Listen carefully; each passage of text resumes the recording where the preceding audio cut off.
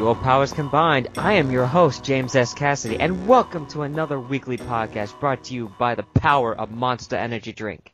Nah, just kidding. I ain't getting paid to do advertisements yet, but if any company wants to sponsor me, I'll be happy to take your money. I mean, business.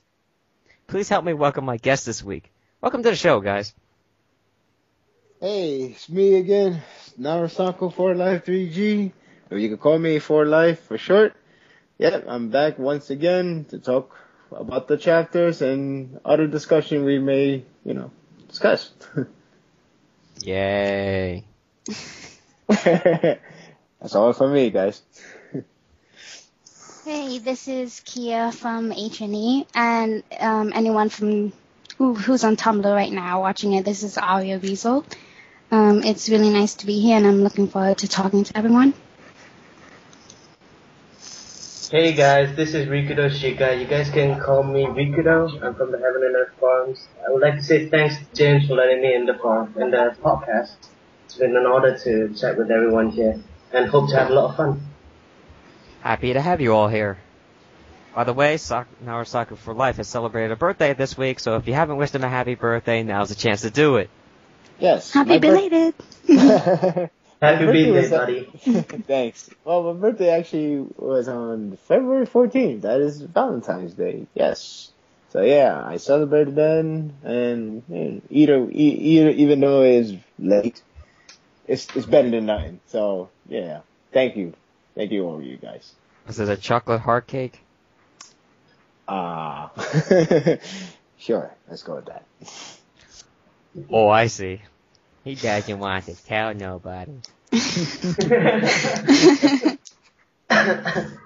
Anyway, so latest chapter, 620, we're at, right? Mm-hmm. That's right. Alright, so we got Sasuke, who's being all emo again, like, I want to know the answers. What does it mean to be a ninja? I want to know what a clan is. I want to have a family. And then Tobirama's like, I got a deadly finger. I shall raise it and you shall be scared. Hashirama. God help you if I flick you off. I'll send you flying to the moon. On the moon! Anyway, your thoughts, guys, on it? It was good. Not very seriously, but seriously. It was good. I mean, it was more of a build-up chapter for the next one, because the next one is starting the flashback of the Valley of the End, so that's going to be an interesting part. But other than that, this chapter, well, it's more of like, okay, this is the beginning of Sasuke, getting the answers, and the beginning of whether or not he's going to really destroy Konoha or he's going to be a peacemaker. But chances for peacemaker is extremely slim. It's because, we already established that Naruto is going to be the one to save Sasuke. So if Sasuke just turned good there, then there was no point of the entire series at all. So to me, yeah, this is the beginning of him trying to find a perfect answer to his resolution. What's going to be what path he's going to go to. So yeah, Hashirama, that little power he showed was pretty cool, and you could definitely tell he's really, really strong. And he didn't even move. He moved, but barely moved, and everything gets crumbled. It's crazy. So yeah, yeah. Well, yeah, that. But yeah, other than that, it shows you that even though he's a goofball, he's really, really strong. Mm-hmm. Yes, he is. So other than that, the chapter was good. The next chapter should be interesting. Now we're gonna get more further in depth of what really happened. So yeah. Kia, you wanna go? Well, there really isn't anything I can add there. As Life said, it was more of a build-up chapter than anything hugely eventful, really. The one thing that was interesting, as he said already, was Hashirama being able to break out of Orochimaru's control for that 1 second. And Then we have Minato recognizing Naruto and Kyuubi's chakra and realizing that he was able to get him to fight with him. So yeah, that was pretty much it.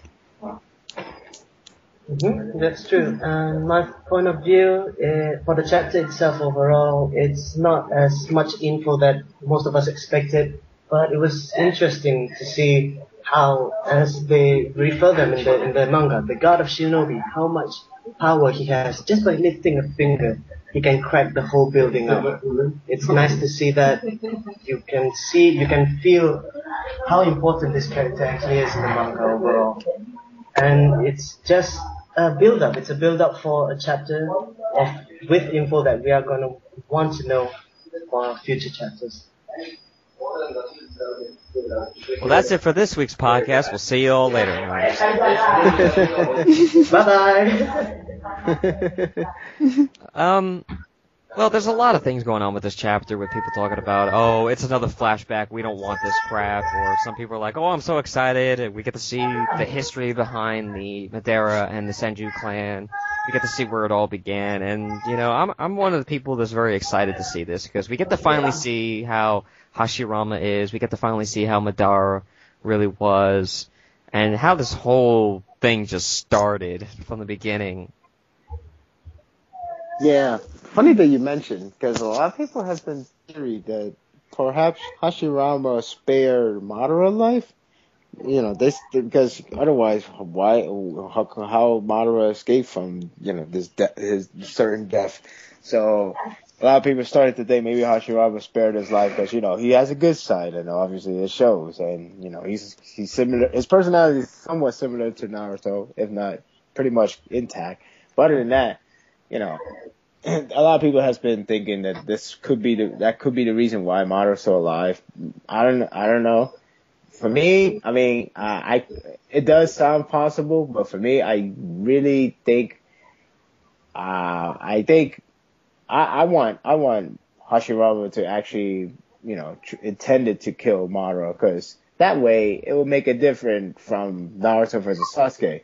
Like Hashirama, you know, he kills he tried to go for the kill on Madara, while for Naruto he's going to go to stop Sasuke, but not for the kill. He's going to spare his life. But it just shows like another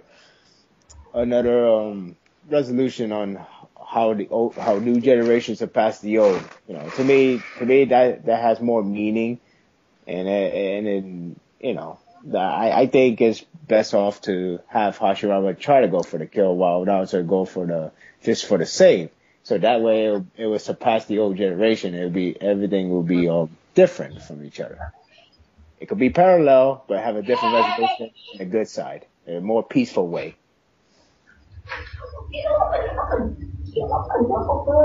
Mm-hmm.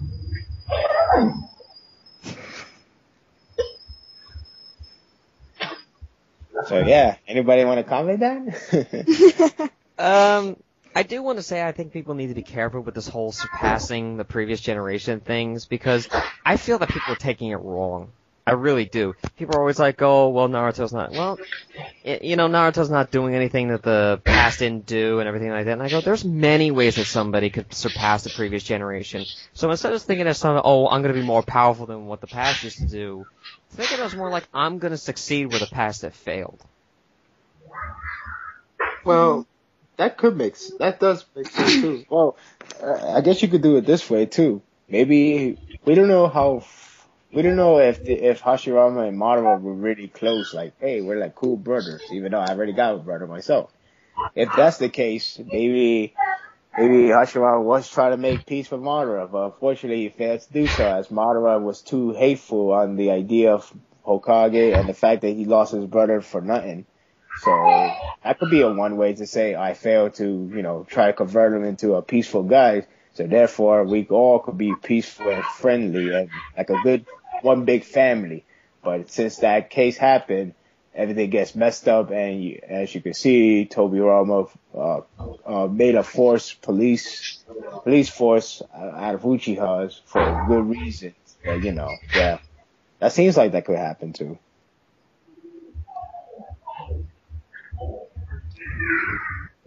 Yeah, Rikuto, wanna add anything to that?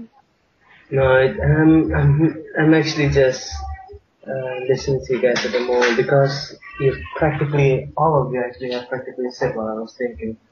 Maybe in the next topic. This could also be a parallel to Naruto and Sasuke. If it turns out that Hashirama did spare Madao's life, it could show to Sasuke the meaning of what a ninja is. That because Madara was a friend at first, I guess, before he ended up betraying the leaf, and so I don't know.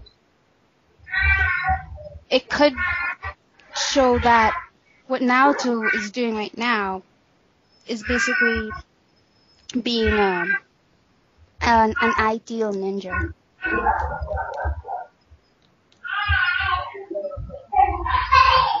Well, you got a good point there. Mm-hmm. So that's somehow Kishi finds a way to try to address the old generation, make mistakes, therefore a new generation will have to fix it. He always finds a way. And I believe the Hashirama versus Madara being parallel to Naruto and Sasuke is no coincidence.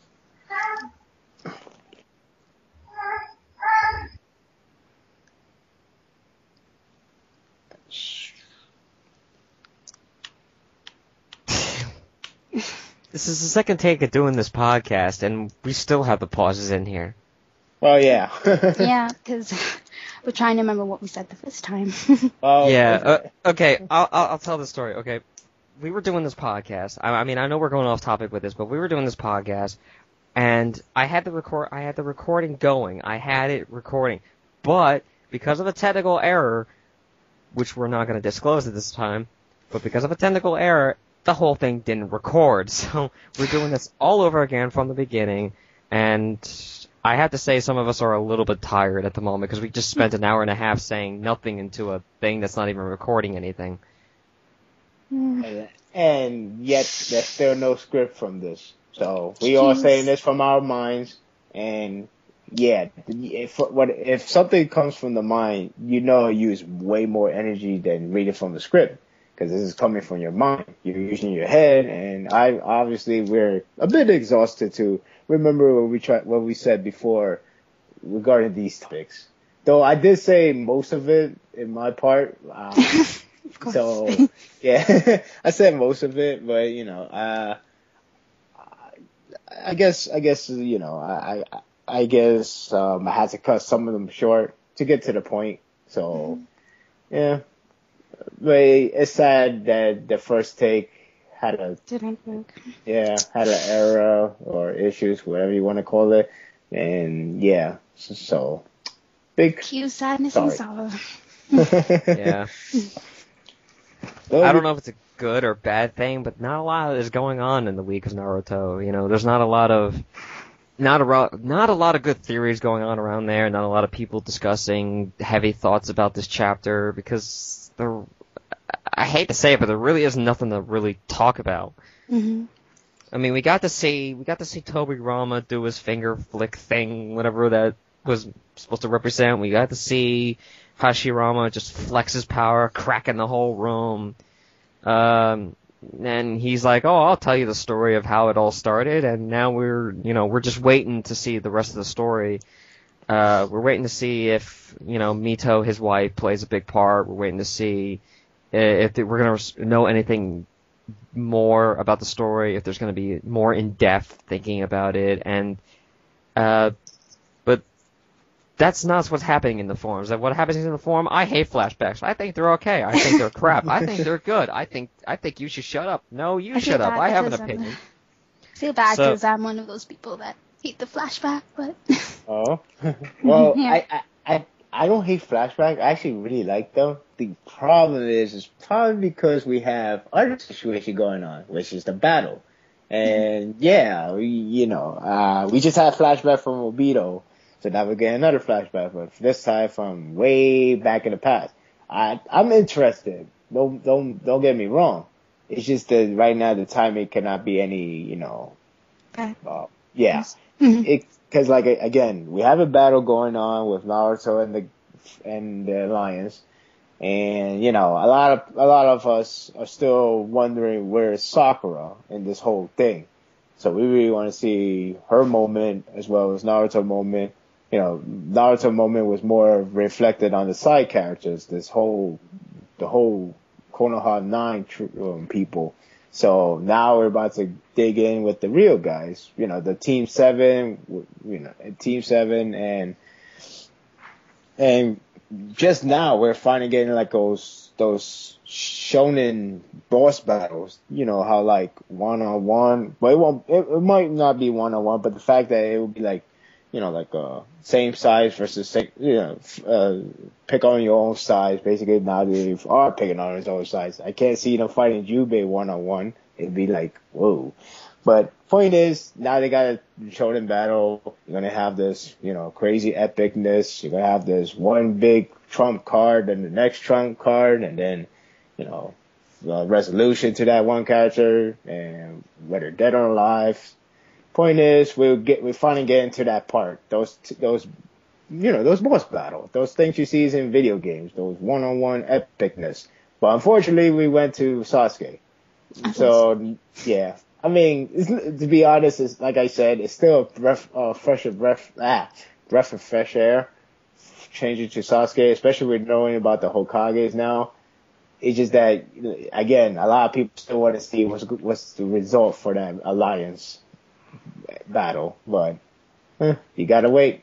It is weak spot for some massive damage. Ridge Racer. So yeah, I guess a lot of people gotta wait for the battle. But for some people, oh sorry, go ahead. Just closing out. But surely when we go back, it's gonna be really interesting. Because let's be honest, the battle that was when the alliance came in, it was more of like a favor to the side characters. It was more like, okay, fight, pause, development, pause, fight, and there we are. So yeah, it wasn't like a big deal. It was not like some crazy action scenarios. It was just more of a lot of developments, and yeah. But when I get a sense of deja vu. How so? Mm-hmm. No, you don't get it? No. Okay, never mind. Maybe the listeners will. Oh gosh, I guess I'll slow now. Because we already did this before, and I was talking about that in the first take, and oh yeah, you know, never mind. Let's oh yeah, I get what you're saying now. Yeah, for some people this might be a nice break from all the talking and pairing drama on the thread. It's just so. And then I think what makes it worse is that we know for sure that the other rookies have not gotten their shining moments, which means when we go back to the battle, there's still going to be even more talking and drama. So this is a nice little break. It's different. Mm-hmm. Well, otherwise, you want to see more Hinata's development? Come on. Gosh. How far can you go? Well, I don't know. I want to agree. At the same time, I'm like in the disagreement as well. I mean, you will see them shine, but not the shine how it's like, oh, I'm gonna have my own conversation monologue moment. More like, hey, I'm gonna back you up. I'm gonna do that technique I did way back in the Rescue Sasuke arc. This giant dog or something like that. Oh yeah, I'm gonna do that comment of bugs, stuff like that. I think, because when you think about it, when you recap again, it actually did went by orders of development, like with the, it went from order. You went from teammate to Team 10, then Team Guy, and that's what happens. And you may be wondering, but what about the other characters within the team? Well, here's the thing: it's possible that Kishi just only doing like the main person or the main people, within the team. Let's face it, I don't know what could you do more with Shino or Kiba, as much as I hate to say it. So Hinata is obviously the Shikamaru of Team 8, the most, basically the most developed of the three. So yeah, then we go to Team 10. I guess we got enough Choji one from back at Asuma part. So yeah, was appropriate to get two of them. So Ino and Shikamaru. And yeah, we got that. Now we went to Team Guy. Well, Guy already got enough from the whole battle scene. 10-10, who? Neji just died. So Rock Lee is the most reasonable one to get the development. And Well, maybe we can make Neji wait. Oh, wait. so yeah. And you got Rock Lee, see? And then for some reason, we stopped right before we get to development for, before we get to cover Team 7. Isn't that, coincidence? Interesting. Yeah. Mm-hmm. Interesting, coincidence, I don't know. That's, time would tell, and we gotta wait. It just stopped right there. It covered the entire, side character. Well, not like one by one as an individual, but the fact that it covers, the team roster. So yeah. But again, I could be wrong. Maybe Kishi actually is gonna cover every single character. But again, it could be the direction I just said. Like you just only bring one or two people from the team. So yeah. I think that way would be better because I don't know if I feel this way because I'm impatient to see Sakura, but yeah, I really hope it goes the way you mentioned. I don't want it to be like individual. Yeah, because like I don't know what Tencent could do differently. Like, oh True. yes, like I finally get a development. Woohoo! I don't know what. I'm sorry. I mean, I don't hate Tencent, guys, but Tencent's just like, I don't. she's hardly in it. It's just like, She pops up, hey guys, I got something to say, and then Naruto pops up, hey, we gotta defeat this guy. Oh, come on! It's like, I don't hate Tencent, but even the anime often jokes around that, like, hey, where is she?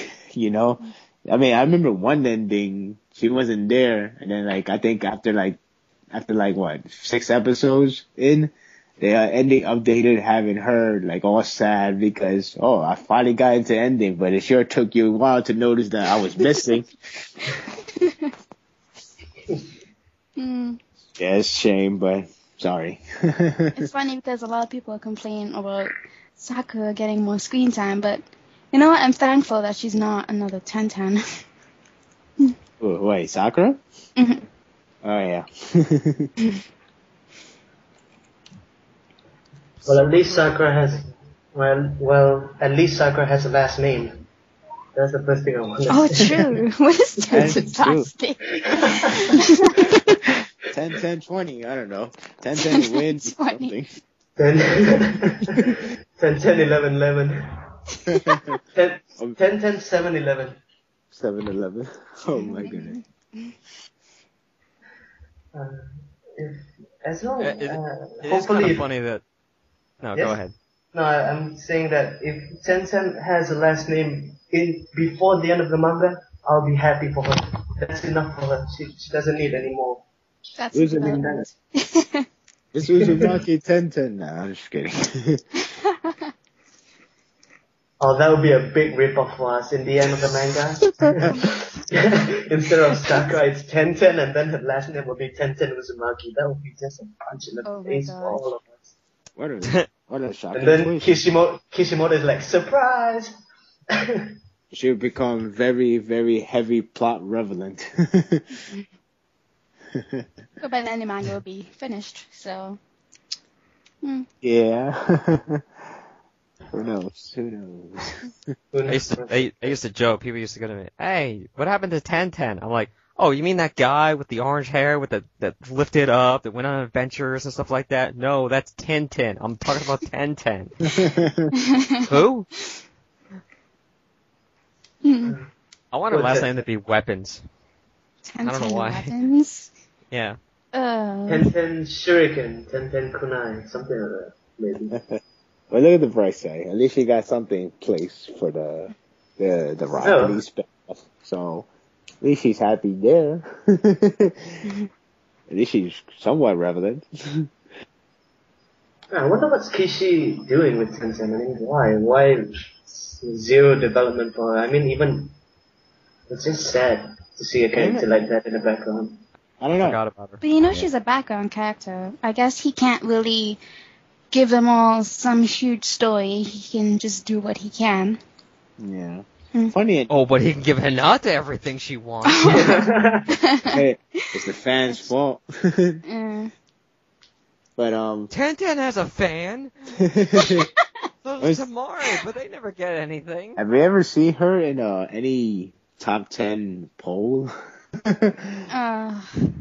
No. Even who got in there? A lot of people got in there. Saucer even got in there. He only showed up for one arc. Yeah. So yeah, unfortunately that's the case. And plus, she never got any background to begin with. Not even part 1. Yeah, Think about it. she's kind of like Shizune. I guess Shizune doesn't have a background either. I guess she's literally a definition of, well, I gotta find a 3-man team, so I just made Tenten to fill it in. That's such a sad. I didn't have anyone, so I'm just gonna put this girl in. Oh, look at it this way. At least Kishi made her, carry one of those strong weapons and kick butt with it, even though she got knocked out afterward. But hey, at least she did something in terms of action. Still did more than Hinata. Yeah, I guess. And at least she actually did something helpful. True. Hey, Hinata's helpful in times of danger. Yeah, by repeating everything else that everyone else has said. Yeah.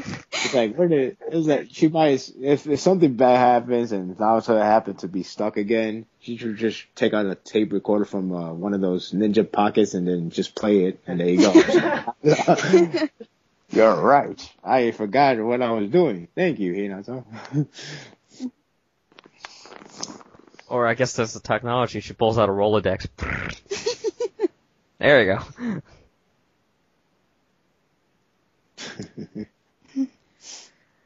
Anyway, going back to the chapter, because we kind of went off topic again. We almost went bashing for 1 second. No. Yeah, just for a second. Oh, I'll bash him into the ground if I want to. I don't care. Just trying not to do that.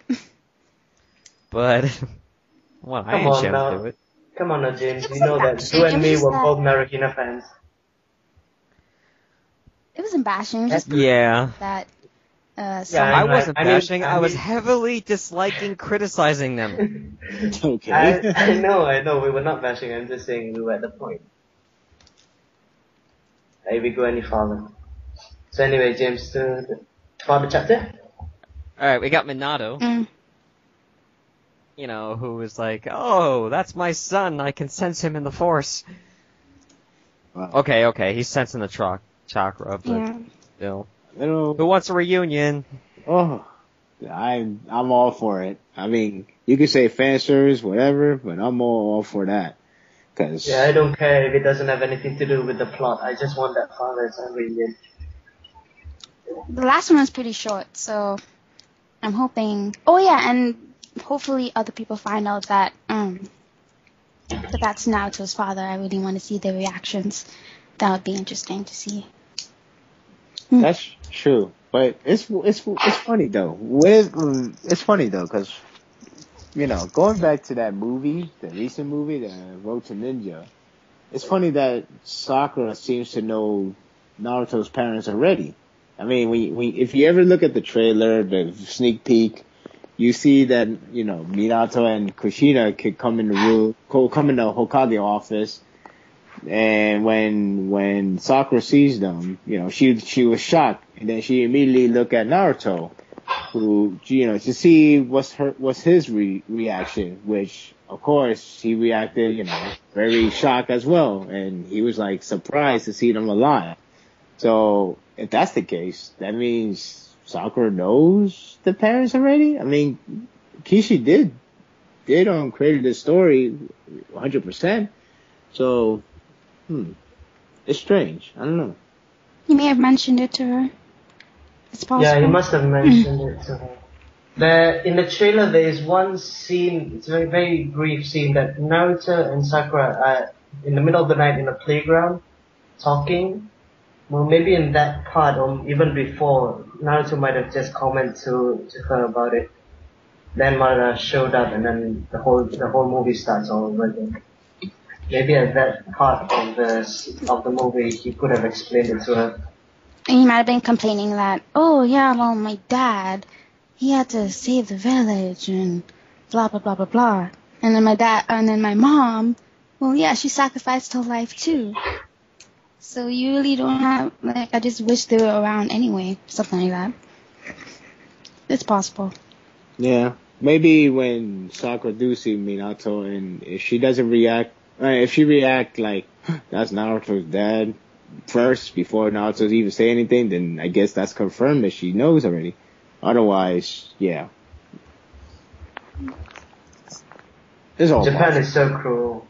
Japan is so cruel, making us wait just for this movie.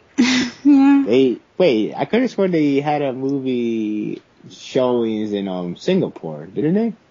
Yes, but I missed it. That sucks. Yeah, he missed it. They had an anime convention here, and I was working that day. Right after work, I stormed in there, and I noticed they were showing movies, and I took out the pamphlet I was looking at, and I saw it, Road to Ninja, and I rushed to the first person and asked him, when is this movie showing? When? Today? Yes. Is it showing now? No, it already showed. My heart just stopped at that moment. I couldn't enjoy the convention. I was just walking around looking at. Son of a. At least you have chances. For me, in US, we get nothing. We're if anything, the sneak peek would be the third movie of Shippuden instead of like the sixth movie. You'd be like, oh, can't you show us the sixth movie? Oh no, they didn't give us any source to show preview. So sorry. So yeah, at least you get up to date while we had to stick around and wait. We suck. When is it airing in DVD? I think April, was it? April, I think. Yeah. Yes, late April. Okay. Oh. I want to see it bad. And I'm pretty sure a lot of fans do. Yeah, a lot of fans. It's not only Japan, the whole world wants to see it at that. And I'm not sure if I can say this. It's not spoilers, but it's theories that people say about the movie. Can I say it here? Sure. No, it's just that the idea that everything is the opposite. Like, Hinata being the badass chick, Ino is going to be, you can see it in the trailer, like a photo of her. She's gonna be like a very Shy? yeah, she looks like very shy. Her way of dressing is so weird, like not her. Then, who was the other character? Sasuke being a pimp. Oh my god, that's the funniest. I really want to see this. I want to see how does Kishimoto picture Naruto if it was upside down, like, I really want to see this movie. This is all I can say. Yes. He did say that he would. Is there a gas leak in here? He did say he would include things he wasn't able to in the manga. I'm looking forward to that too, like Sakura's parents, for example. Oh yeah. You know, there's still a good chance to bring them into the manga world. I think I'm really interested to see the entire interactions within Naruto's family. I just want to see how, somewhat like a sneak peek what could have been if Naruto's parents were alive and, were there to be as families. And I really want to see how it all comes down. And I do believe like Sakura is with Naruto pretty much through the whole movie. So I just want to see what kind of development they both gone through the whole alternative universe. So yeah, I really want to see the movie. It looks really fun. It looks really funny when it comes to the opposite world for every other characters. I believe like I believe, Kakashi is way too hyper, as Guy is way too sorrow. That seems like just out of this world, and I really want to see how Kishi plays the role. Yeah, and I think they also like showed that Akatsuki is actually the good guys. They're actually the good guys. They're supposed to be like the elite Anbu or something like that. When I imagine it, it's such a twist, but it's such a good idea also. Imagine Akatsuki being the real heroes instead of the villains of all of the other, the countries of the ninja world. And, I'm not sure about this. Shikamaru, I think, is supposed to be the stupid guy.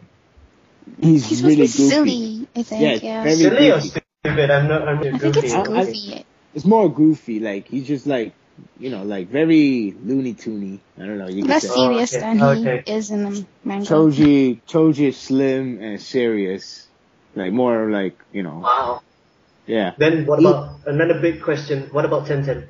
Tenten, well, according to the preview, she's supposed to be a crazy weapon technician in the real world, the fake world. Serious? No, in the real world, but in the opposite world, she's horrible. She hurts herself tons of time. I think she has a kunai on her pigtail, if I remember. So yeah. Why would you become a weapons expert? I have no idea. That's like a bomb expert. Like, I was crossing the wires. Okay, almost got. Okay, next time we'll. I think another cast I like to see the most is probably Neji, because it's really, really opposite for Neji, because you see Neji as a very, very noble, very, he's like a genius, I guess you could say. But in the opposite world, he's very extremely perverted. Like, he uses his eyes just to see through the woman's bathroom, bathe, It's just crazy. Like, you see him like, oh, come on, let's go through that room. I can use the eyes. You can see them. They had some huge, yeah. It's nuts. And then that Rock Lee, I don't even know. I should just keep it to myself, but it's hilarious when you know what's his opposite. He's so opposite. He doesn't change. He does a 360. He just goes right back where he started. But yeah, actually, that's how I took it anyway. It's like he doesn't change at all. He does make the change, but because the change is so drastic, he ends up like to himself again. Yeah, so radical a change.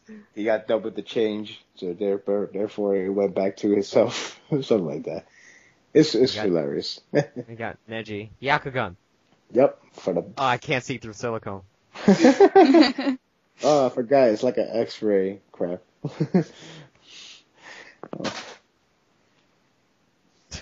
But the towel. Oh, they spotted me. But kind of get back to the topic. Yeah, I really want to see Minato interact Naruto in the current situation. I really want to see it. It's going to bring a lot of potentials, possibilities. Like, one would think that maybe he could teach him Yellow Flash. Maybe. I don't know. I mean, yeah, Naruto is strong enough to do a lot of things, but hey, why not just learn the Yellow Flash for to carry your father's legacy? I don't know. I thought it would be nice. I swear we've done this before. Yeah, it feels like deja vu. Feels like deja vu. But yeah. Yeah. So, what you guys think? You want to see Minato interact with Naruto? Yes. Yeah. And I want them to start up a business together called Father and Son, and it's a garage, and it's like a junkyard. For all you younger listeners out there, it's an old TV show called Sanford and Son. I'm really hoping if he can. I really doubt, but maybe if Kushina can come back too, but I don't know. I really wish for I Sort really of. wish. I'm so, go. Sorry. No, it's okay. I was just gonna say it seems sort of unlikely, but with Kishi, I guess anything is possible. Yeah. The only question is, what reason? I mean, that's the problem because, like, what do you need from her? I mean, as much as I like Kushina, and I really do, you just need a reason to bring her back. And for now, there is none, unfortunately to say. Though you could just, eat a Tensei just for the heck of it. We're like, all right, I'm gonna do Tensei for fan service. And there you go. Yeah, I mean, that could work. I don't know. As much as we all love Kushina, if she comes back, there has to be some kind of reason for her to be in the plot at the moment. Yes. I mean, we all can accept fan service, but if it's just gonna be there, why not we just bring Rin back? Why not we just bring Jiraiya back? Why don't we just bring Zabuza? Everyone, all again, just fan service for everyone who loves these characters. If they come back, it has to be at least some meaning, not just fan service. Yeah. Plus, it would kind of take away from the sweet goodbye that she had for Naruto with a hug. Oh, yeah, Mm-hmm. true. That is true. It does feel like a good closure for her, for Kushina and Naruto with their interactions. I felt like it's a good closure, like, with a good farewell. The Minato and Naruto felt like, well, I'm just gonna give you a warning that there's this mask guy. You gotta take him down. But I believe in you. That'll be it. That doesn't seem, it doesn't seem that much resolution, because in a way, Minato wanted to see that if Naruto actually succeed teaming up with Kyuubi, and now that it happens, he should come over there and acknowledge that, like, you did it, son. You did what that me and your mom was hoping for. And yeah, I feel like they have to be, because, that way Minato could acknowledge that. And he will be very happy that Naruto is really, really grown up into a perfect ninja. Also, this is my dad, Minato. Wow, you look just like my wife. Except with pink hair. I think that the whole forum screaming, "Cannon!" I think, if anything, for Kushina-wise, I guess we could only get from the flashback from Minato, because I do think we're going to get more in-depth look from Minato's side. Maybe, whether it's relevant or not, it could be, for the sake of, like, for some good scenes, like, oh, so this is how I put up with Kushina when I was married. She was kicking my butt every time I forget to bring this, or every time I lose the argument. And after all, it did say that he kept losing until that last one, of course. So maybe it would show it, like, you're wrong. Now I'm gonna, no, get out of here. Let's fly out, or do some, I don't know, the memories from that when she was young. She looked like a beast herself, something like that. I could picture it though. It would be cool if Minato was like, if he actually reached the battlefield and is talking to Naruto while they're fighting, he would like comment something like, "God, I wish your mother was here." And Naruto would be like, "Why that?" And he's like, because because this battle will end much more quicker, like hinting that Kushina has a strength of like even more beast than Sakura, and he could send maybe a Vito just flying to the moon. Minato, think of your village. Think of your women. You don't know our women. I'd rather not watch them up here. Also, speaking of Minato in the fight, I think we didn't talk about this yet. We kind of forgot that Obito was the student of Minato. This is also like a student gone bad. Obito is the sole reason why Naruto lost his family, caused this whole chaos to the Leaf Village those many years ago. And it'd be interesting seeing Minato see his student gone wrong. It would be a sight that we haven't seen yet. Please forgive me, teacher. And we may even get an explanation on why Kakashi killed Ren. This is really one of the reasons I really want to know what happened back then. It's hard to say, to be honest, because I feel like. Go on. No, she took my porn book. It's really hard to say because like I feel like Obito could get the answer straight off from Kakashi, not needed for Minato. I feel like Minato would probably see a corpse of Obito, like so that's him being the one. That's a shame because really Obito don't have anything to ask from Minato or anything he wanted to hear. It's more like it comes from Kakashi because he's the one that killed Rin. And he's the one that changed Obito's life forever. Yeah. Yeah, so I don't think Minato has anything to say. The only thing he could say is like, oh, that's the mask guy? Damn, that was my student. Stuff like that. Feel petty. Because to me, I feel like since the Kage is going to go to the battlefield, I feel like they're going to go there when Madara is the only one that's alive, along with the beast. It's funny to see now. I mean, I've noticed this, but I never analyzed this parallel. It's the parallel between Kakashi and Obito with Sasuke and Itachi. You can see that, let's say in Itachi's case, Itachi killed Sasuke's whole clan. Sasuke went nuts, and he tries to kill him he's trying to right now to find out what the hell happened. Why did you do this?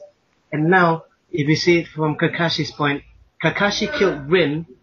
Obito went nuts, but instead of right now at the moment, he doesn't care why did Kakashi did it, and he's just going to do whatever he wants at the point.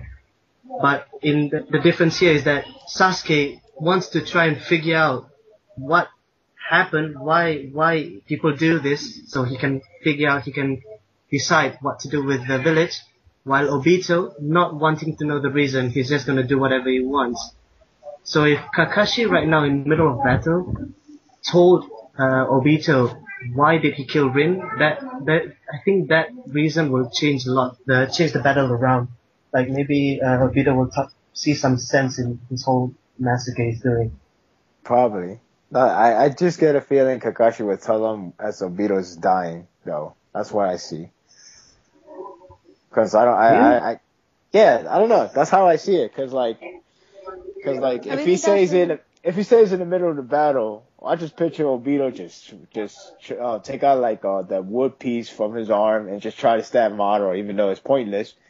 I don't want to let him betray Madara like that, especially in the middle of the battle.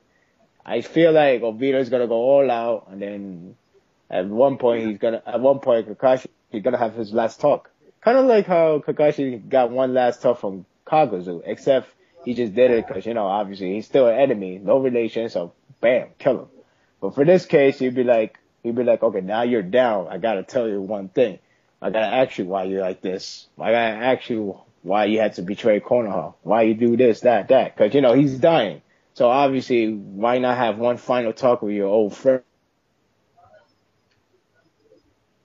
Oh. As I was saying, I really doubt you listen to him anyway.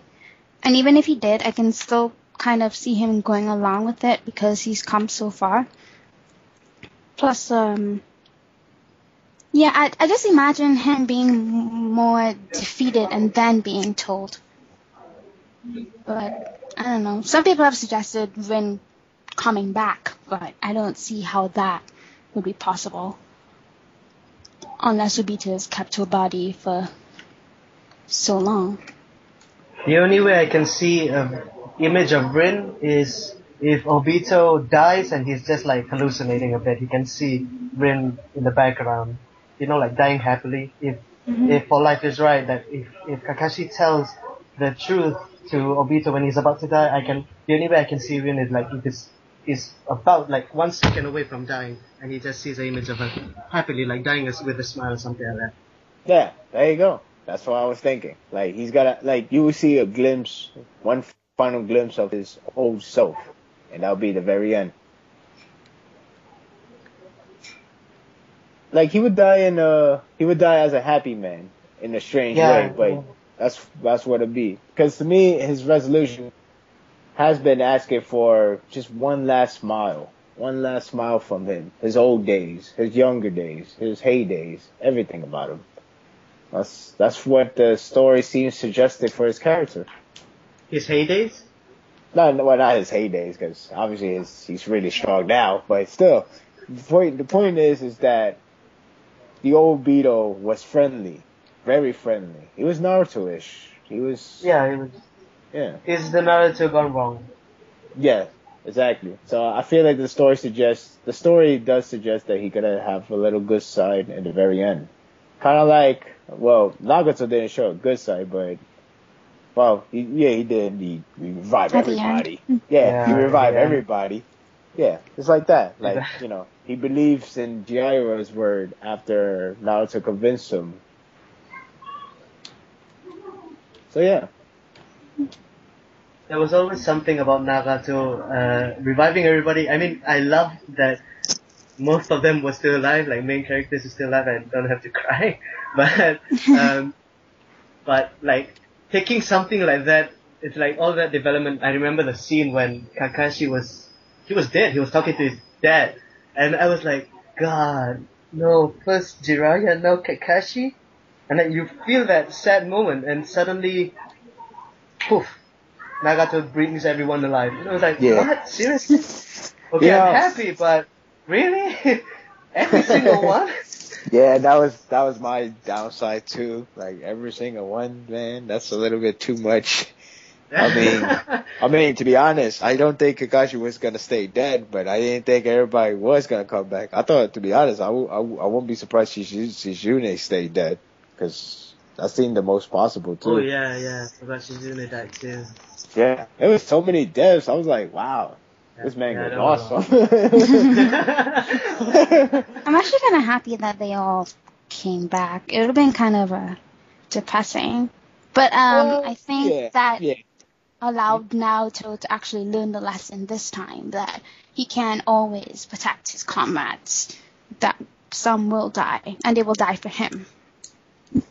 Yeah. Yes. I think that if not, I think maybe for Life and I share this, or maybe everyone here, that the scene that Pain was up in the air and he just said it very calmly, Shinra Tensei, boom, like an atomic bomb exploded in the whole leaf. I think that was the most real, I don't know how to say real, like the most epic scene that the whole manga has ever had. You can see that the village that we've seen, everyone grew up, they protected it, all go to crap in just a second. Just the anime pictured it. I was thankful to actually see that part in anime version. The anime really pictured the whole scene very well, and I really enjoyed, even though as bad as it sounds, I enjoyed seeing the village go to crap. It was tense. It was intense. Yeah. Really angsty. It was definitely intense. I really liked the arc. Yeah, like I said, the revival was a little bit too much. But the upside, obviously, is the very end, because it really feels like you went through so many journeys with Naruto, waiting to see him get the reputation he deserved, and he finally got. That part really brought me a huge smile. I mean, I was really happy that chapter, like, just seeing everybody who hated him loves him now. The final hooray! Yeah, and another chapter I always like is that one, how they describe the timeline. Like, oh, who is this kid? That's that kid with a QB. I hate that kid. Oh man, isn't that kid like with the QB? Yeah, but I heard he's pretty strong. Oh really? Oh, is that kid? That kid just brought Tsunade. That's crazy. He brought the Hokage in. Oh no, I heard he failed the mission. I hope he's okay. You know how much people change around him, and I really love that chapter too. It was all his effort didn't go to waste. Yeah, and I really appreciated how the anime did it too. Like they saved that moment for the last episode of the arc. So that was one of the few times I appreciate the anime directions. One of the few rare times. And also, don't forget our NaruSaku hug. Oh yeah. That was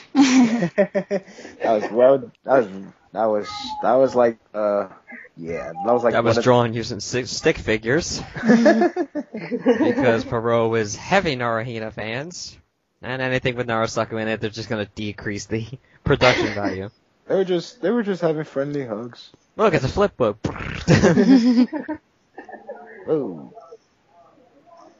It's kind of weird how that moment sort of negatively, I guess. He had a negative thought about it, Naruto.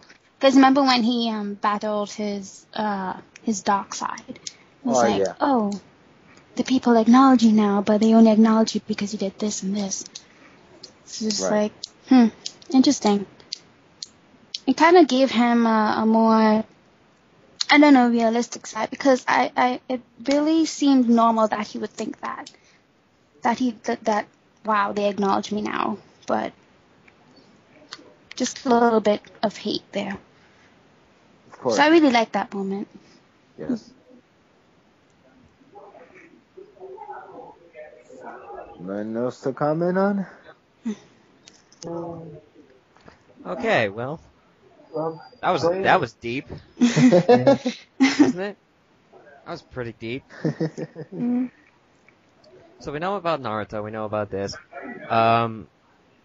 Now we got Sasuke in this scene. He's asking the first Hokage, Hashirama. I know how to say it, Shadow. You can shut up now. The Hashirama said, oh, I want to know the whole story from you. I want to know what a clan is. And we know that no matter what answer Sasuke gets, he's gonna have to continue to hate Konoha just to fight Naruto. We know this is a given, because that has to be the final fight. But what's more concerning is what Orochimaru's plan to do. What is he gonna do? What is his idea?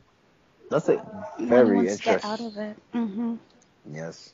That is a very interesting point, because, like, Orochimaru, of course, he is always sneaky, conniving, and all that other bad stuff. And right now, he's really, like, on Sasuke's side, which is strange, in my opinion. And, there's gotta be something that he's gonna cook up on. And the fact that he revived 4 Hokages for the sake of Sasuke just seems a little strange, because, Orochimaru doing favors is a little bit strange. Weird. Actually, not little, it is strange. He's not that kind of guy to do that, but he is doing that now. So it really makes you wonder why he's doing this. What he's going to accomplish from this? What can he accomplish that if Sasuke were to learn the history of Konoha? Or just Ninja's world itself? What he's going to gain from? And that's where the big mysteries come in for now. I mean, for the fact that Sasuke even asks Orochimaru, the fact that he went to Konoha and tried to destroy it, must have a reason. And we don't know the answer to it as well. They just cut off right there. So it seems like maybe Orochimaru went through the same effect that Sasuke's undergoing. And maybe Orochimaru knows that Sasuke might go to the answer that he might most likely expect from it. So it's a possible, but who knows? Right now, we just have to wait until the whole flashback is over and see where Sasuke goes to now. So, Orochimaru, what are we gonna do tonight? Same thing we do every day, Sasuke. Try to take over the world. Yeah, this Oh is my gosh. Yeah, I agree with Full Life. It's been so fishy with Orochimaru since the moment he's been revived. He's practically been licking Sasuke's butt this whole part. I mean, you can remember, it's not the same type of relation. It's not like in part 1 when Orochimaru wanted Sasuke to have his body, quote unquote. Like, if anything that Sasuke wanted, Orochimaru would give it. Like, Orochimaru, I want an ice cream. Yes, sir. I will give it to you, no problem. But now he's like, it's a different type of relation. Like, Sasuke clearly wants something, and Orochimaru is willingly, like, he's taking out his best trump cards. Like, he was willing to take the Uzumaki mask to summon a Shinigami, cut his stomach open to get his arms back, to revive the Hokages. All of this, but what is he trying to gain? This is what hasn't been answered yet, and he's been bugging me since the moment Orochimaru stepped in the manga once more. It's really very weird, and I cannot get around on what reasons he has to be back. I guess he may be trying to get on his good side for now, until he does find a time to betray him and maybe take his body like he always wanted to. But I don't know. That's a good question. But why would he expect Sasuke to be on the good side? Most likely. I mean, like, how do you know that he will be good after hearing the whole entire story? I mean, even Hashirama made it sound like, you won't change your mind from the story. I guess that would mean like what you hear is what you get, and you won't turn good automatically, but you won't turn bad either. You gotta think for yourself. So basically, I guess in the history, it's not all sunshine and rainbow, or all hell breaks loose. It could just be in between. Reality check. So I don't know. Yeah, it's really hard to say. I mean, I know Sasuke won't be good after this, because come on, the whole reason for Naruto chase after Sasuke through the whole series is the fact that he's gonna be the one to rescue him. Sasuke had been saying. Yeah. What was that? Oh, you okay? Well, it doesn't explain why he wears what he wears. Oh. What the hell happened to James? I'm laughing in the middle of that. Maybe Orochimaru hopes to influence him more to the dark side, because he could be a good asset to whatever he wants to accomplish as of right now. But, because even Itachi said that Sasuke is pure, so he can easily that can change depending on who tries to influence him. And someone like Orochimaru isn't really good. Sasuke being pure? Yeah, I think Itachi said something like that. He's pure, so he can easily go to the good side or the bad side. Release the good. He's being forced by the dark side. Well, yeah. Like I said, I don't think he's gonna turn good. No way. No way, no how. Otherwise, he should have turned good back in the Itachi time. If anything. I mean, it seems like the best possible chance. I mean, a lot of people think he's gonna turn good, but look what happened. Look what happened back when Itachi was brought back to life. When Sasuke and Itachi were like, talking to each other, they made it sound, everybody thought Sasuke turned good. He forgot about revenge and blah, blah, blah. But as soon as the fight between Kabuto and Dung ended, oh yeah, by the way, I still hate Konoha so much, I want to destroy it by doing the Kirin once again. Oh, really? Oh, then, yeah, you gotta find the answer. Goodbye. So yeah, that was the case. That's what it is. Basically, don't think he's gonna change his mind. I mean, he could change his mind on probably like, I'm not gonna destroy it right away. I'll probably destroy it maybe tomorrow at 5 p.m. Something. Point is, he's not gonna cut ties. Well, not cut ties. More like fix the tie between him and Konoha. Mm-hmm. So that's just my assumption. Alright, why don't we take a break here? Alright. Okay. Sounds good for me. Alright, when we come back, we'll talk about a few more quick topics, and then we'll get into questions. Sound fair? Mm-hmm. Alright.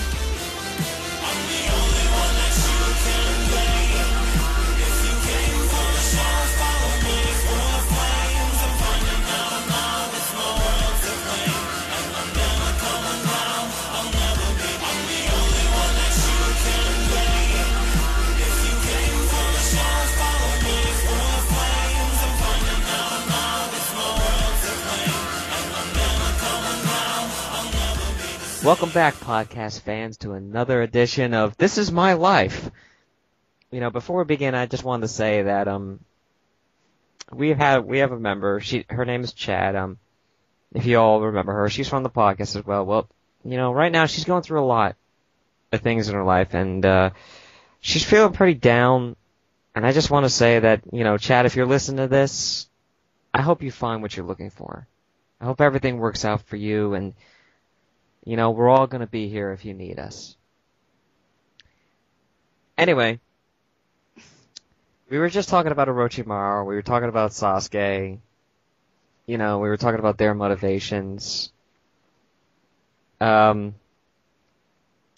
there anything you guys want to add to that? Well, I do think Sasuke is going to connect a little more with Orochimaru after learning the truth. I mean, it's possible. It seems like that's how Kishi's trying to make it out to be from that sneak peek flashback within the not within the flashback actually. The flashback, the part where he asks Orochimaru why did he attack Konoha. It cannot be just the reason just attack. There's gotta be a reason to it. And we never find out because it just stopped there. So I feel like they're going to try to make it more parallel between each other with Orochimaru. There's a good chance of that. More of the old days of teacher-student bonding, but in a very odd way. But hey, it's still bonding, right? So that's my take on it. Mm-hmm. I was thinking actually also about Orochimaru being so kind to Sasuke.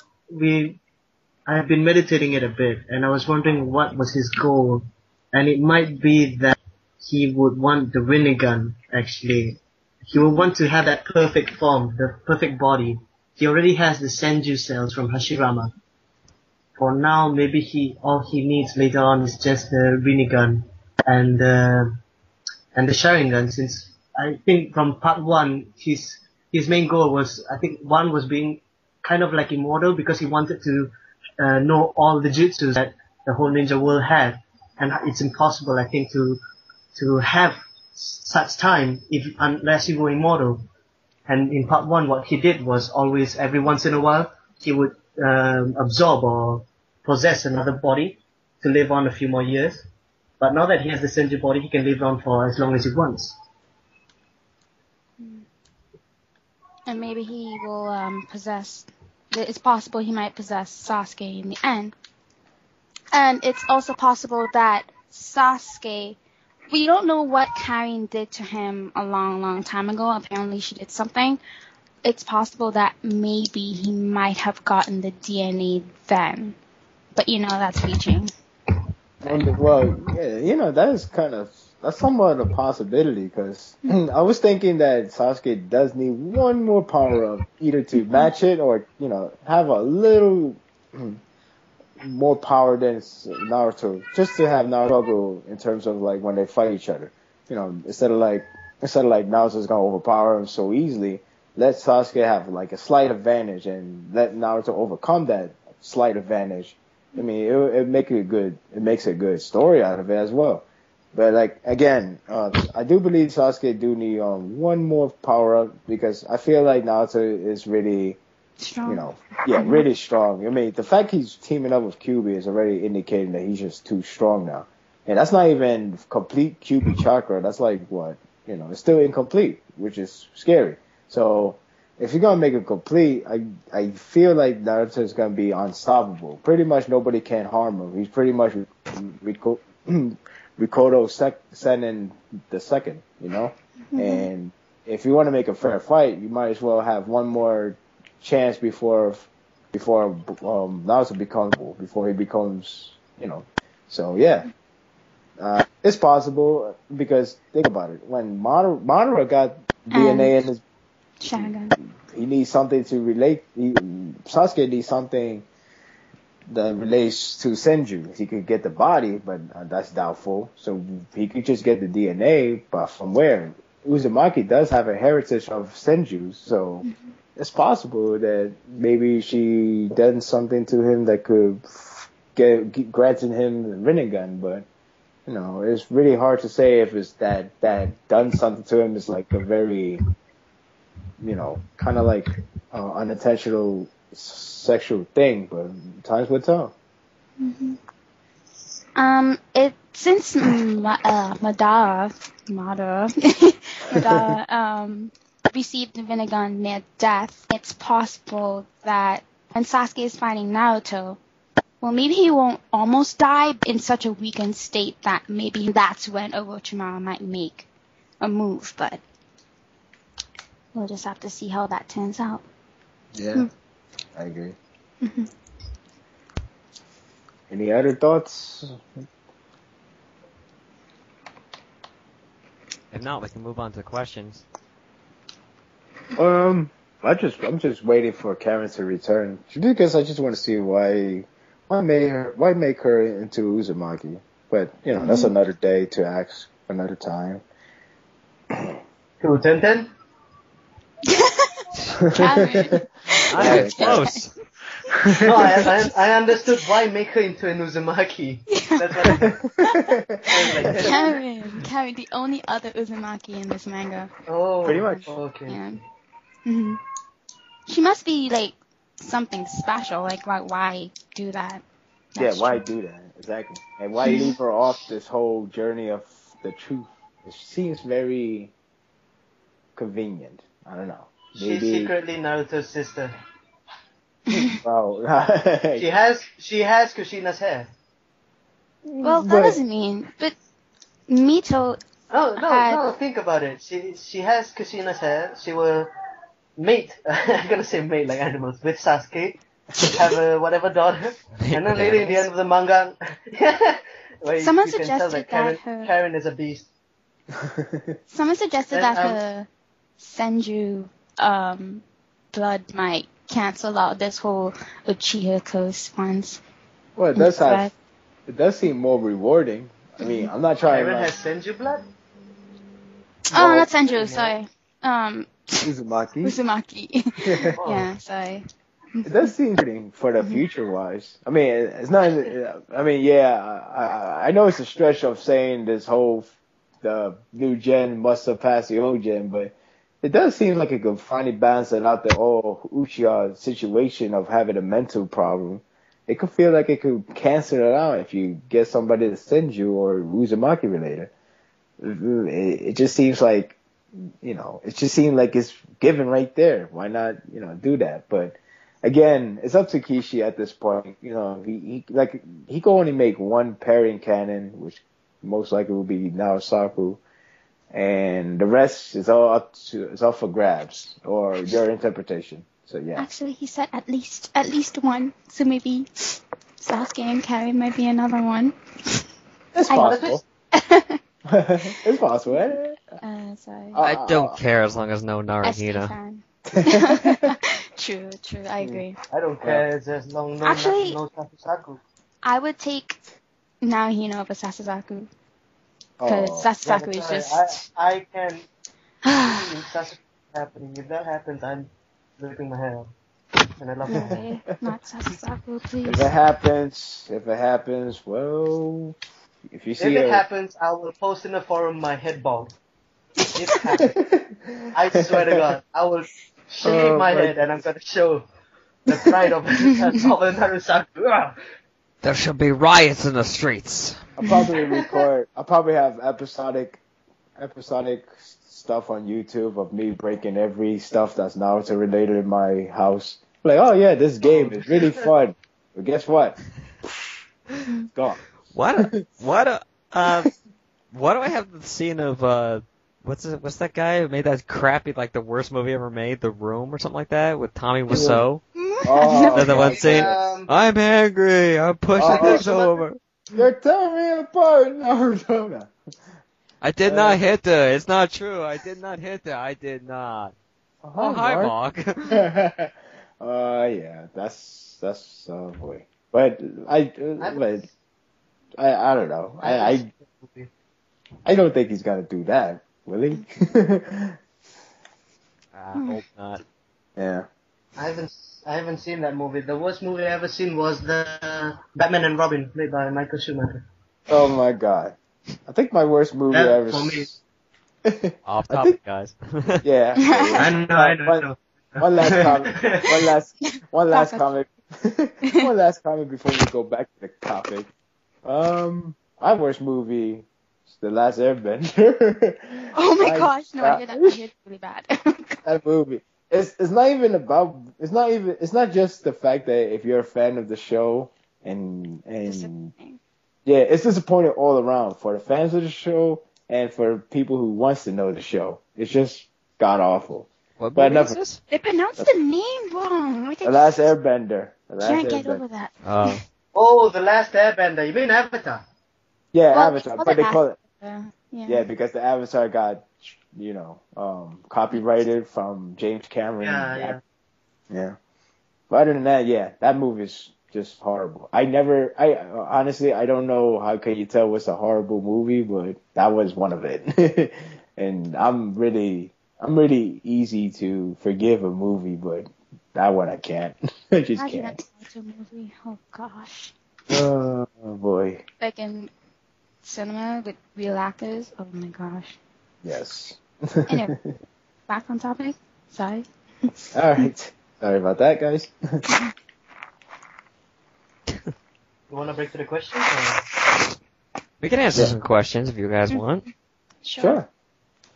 But this first question is actually from Romance Girl.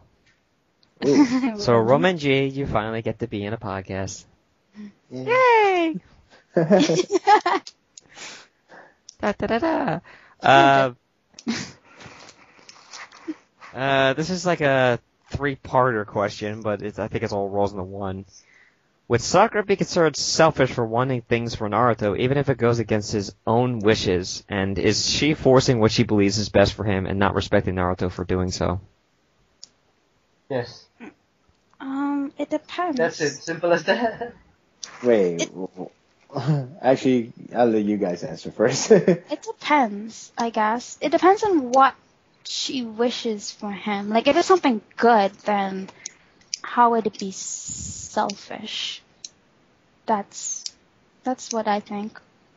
She Like, was. it's Okay, sort of but- like how Naruto and Sasuke work. Like, Sasuke doesn't want to go back to Konoha, but it's just Naruto trying to save his friend. So is he selfish, or is he right for doing what he's doing? He is still selfish, actually, if you look it in a way, because the question already answered it. If let's say Naruto has his own rules, but Sakura, even though knowing those rules, she is trying to force him the opposite, even though she thinks, and even if it is good or better, even though she thinks it's good or better and she's trying to force it, it's still a selfish act because she knows and what Naruto will stay with, even though he's being forced. I mean, the act is still selfish, but the reason behind it is good. Oh, I see. Let's see what you're saying. Mm-hmm. So she's being selfish in a selfless way. Not strange- selfish, Yeah. but she has good intentions. That's it. Yes, the intentions are good, but in a way of speaking, the action itself it's selfish. Mm-hmm. I'm not saying it in a bad way, but maybe Naruto is getting, let's say he has high cholesterol, and he keeps on eating ramen, but Sakura stops him from eating. So in a way, it's good, even though what she did was actually selfish, because Naruto loves ramen. You take ramen away from him, it's like stripping him his post from Hokage, something like that. Just to put a very simple example. Yeah. What would you? I'm saying words. Podcast. What? What? Well, I was What gonna if- say something, but I'm not sure. But what if she does it, knowing full well that she is being selfish, but she does it anyway for the greater good? Well, if it's for the greater good, well, then that's good, but the thing is, it's still selfish. Even if Naruto's being stupid about it? It's not like Naruto really mad about it, right? Like, Yeah. If you're talking about selfish, Like the act- about selfish and sorry, you go first, man. No, I was just gonna say, like, the act itself is selfish, but that doesn't mean because it's selfish, it might not be a good thing, you know? It's a different argument if you're arguing that if it's a good thing or a bad thing for her to do that. Who knows? Yeah. It could be the exact same. It could be the same thing that Christina probably did with Minato. We don't know that too. It's not really, you know. I'm just having a hard time. Again, you know, as I said in the last podcast about, you know, and what do I want to say here? Like, everything could be something. Well, I could say that even Naruto is selfish because I want to die for Sasuke. Well, what about everybody else? You know, everyone else who counts like, you're being just as selfish. That's true. You know, so who isn't being selfish? Who isn't going after what they want? Who isn't going? So, you know, I'd be careful with throwing around this word of selfish because whenever anybody thinks of selfish, it's always a negative thing. They never think about it as a positive way. It could be positive. Exactly. Yeah. Yes. It could be positive in its own way. And I don't know. About Sakura, I feel like whatever is best for Naruto, she would go for it. I mean, I don't even know if she just said there is hope for a happy ending for everybody in Team 7. That doesn't mean that happy ending equals like, hey, we're all back together. It's just happy ending could mean like, you know, I'm good. Yeah, the fact that Sasuke needs to turn good because, right, you know, they're their friends, and so the good ending is obviously be alive, be good, and be helpful, and you know, and be brothers to brother with Naruto, stuff like that. To be honest, it's granted that she loves Sasuke, but I don't think she's gonna be like, all right, she's back. Yeah, all right, he's back. You know what this means? I'm gonna chase after him. Excuse me. I want to have your babies. I want your baby hair, babies. Honestly, I think those days are really over. It's just the fact that the reason why we saw her thinking about Sasuke in a bad light in terms of romance is because, well, it's been so long that we tackle on her romance side of Sasuke, and Kage-sama did bring it up, and now we're getting like a results out of it, and it's not good. So I guess that's why, you know, it felt like at one point that Sakura already forget Sasuke in terms of love, but the Kage-sama is like, you know, they brought it back up because we're getting near to the end, and I guess we're finally trying to close every doors and for Kishi. So yeah, like it's like I said, I believe the hug back in the Pain arc, I believe that's like they reached to the max level of their friendship, but now you could go past that. But if you go past that, you're gonna develop romance because obviously that's where you go more than that. It's like there's 5 hearts in a video game, and you probably find out you could marry that person, but you know, I don't think that's gonna happen to Naruto. It's gonna be love, but you can marry, but that could be epilogue scene. Point is, you could reach to the max of the friendship level, but you could go further if you want to go beyond friendship, which is obviously romance. So yeah, that's how I see it. Like, after that point, now it's like we're reaching to the level that they could be romantically in love. But the problem is, we got to get over the old feelings of the past, which is Sasuke case. So yeah. I still think 573 plays a big part in this. Again, I know I keep bringing it up in every podcast, but it's so important to me. I mean, the fact that she says, I'm gonna be by you, Naruto. I'm gonna be by your side no matter what. And, you know, and that says to me, like, so she's taking into account of what's gonna happen in the future, that he knows that he's gonna fight Sasuke. So what side she's choosing? Naruto. She's not choosing Sasuke, she's choosing Naruto's side no matter what. So, I mean, I think really that is the pinnacle part where she has made the decision of what she's gonna do. Well, yes, I agree with that. Just the way she states it, too, like, this time we'll be together no matter what you say. Like, it's just the way it comes across. It's just like, okay, does that mean the Naruto and Sasuke battle too? Are you going to be there too? It just means that she's just going to stick by his side for forever, maybe. Most likely. She did say the same way how Itachi described about Minato, how he became Hokage in the first place. It's the exact same wording, like you got one person, which is your closest person, and you got the others, which is your friends, who also are close. Not as closest, but they're definitely, your big support as well. So it felt like it really connects to that. And I feel like the whole Hokage, how to become a Hokage is really being played in this arc without, trying to make it too obvious. But it does feel like it does play it, because it's kind of convenient that how like, the Itachi connects Naruto to Toby. Like, if you don't rely on your friends or your one true loved one, then that means you're going to end up like Toby.